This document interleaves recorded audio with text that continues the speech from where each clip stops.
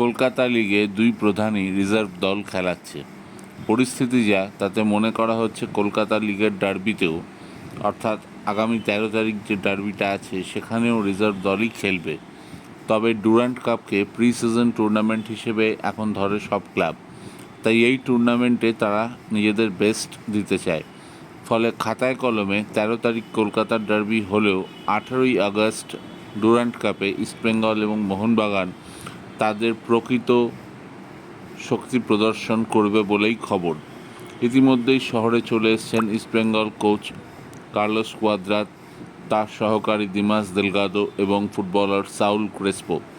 চলে এসেছেন বিষ্ণু এবং জোথান পুইয়া। মোহনবাগান কোচ মলিনা এবং সিনিয়র ফুটবলাররা কবে আসবেন সেটা অবশ্য এখনও জানা যায়নি।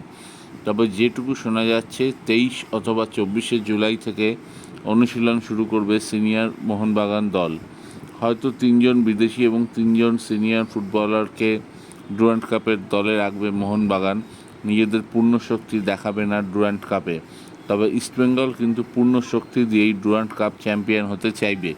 গতবার ফাইনালে উঠে অল্পের জন্য মোহনবাগানের কাছে হেরে রানার্স আপ হতে হয়েছিল। এই বছর ডুরান্ড কাপ দিয়ে ইস্টবেঙ্গল তাদের ট্রফি ক্যাবিনেট ওপেন করতে চাইবে। গতবার তারা জিতেছিল সুপার কাপ, এবার ইস্টবেঙ্গলের অন্যতম টার্গেট ডুরান্ড। তবে যাই হোক, ইস্টবেঙ্গল কোচকে রিসিভ করতে মাঝরাতেই বিমানবন্দরে উপস্থিত ছিলেন কয়েক হাজার সমর্থক।